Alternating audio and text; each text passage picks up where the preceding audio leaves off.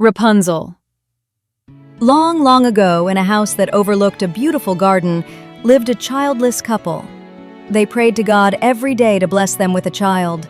One day, they found that God had answered their prayer. They were at long last going to have a baby.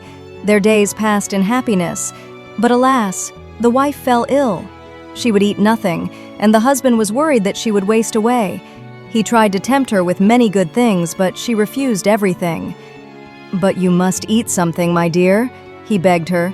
"There is a herb called Rapunzel in the garden next door. I will feel better if I can eat that," she said. The husband's heart sank when he heard her. This garden was owned by a wicked witch who would let no one enter. But he loved his wife very much, and so with a pounding heart, he decided to go into the garden at a time when the witch was away. One day, finding an appropriate time, he went into the garden. He had managed to pluck the herb, but as he was about to leave, the wicked witch came back. "You thief! How dare you enter my garden?" she screamed.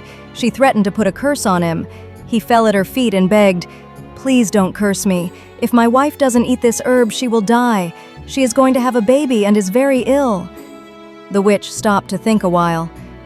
"I will let you go on one condition. You will give me the baby after it's born." The poor man had no other way out but to agree. He took the herb to his wife, and miraculously she soon recovered and gave birth to a beautiful girl. But as per the agreement, the witch came to take the baby away. She took Rapunzel, for that's what she named her, far away and locked her in a high tower. The tower had no doors or stairs. There was only a window on top. The only person whom Rapunzel ever saw was the wicked witch.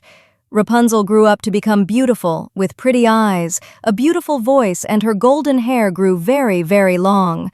All day long, when Rapunzel was alone, she would sing and weep. Every day the wicked witch came to the tower with food.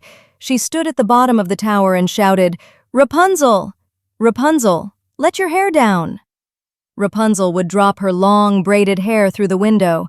The witch used the hair as a rope to climb into the tower. One day, a handsome prince was passing by and heard her sing. He fell in love with her voice and, unknown to all, came to the tower every day to hear her sing. One day, the prince saw the witch climbing up the tower using Rapunzel's hair. The next day, the prince too called out to Rapunzel.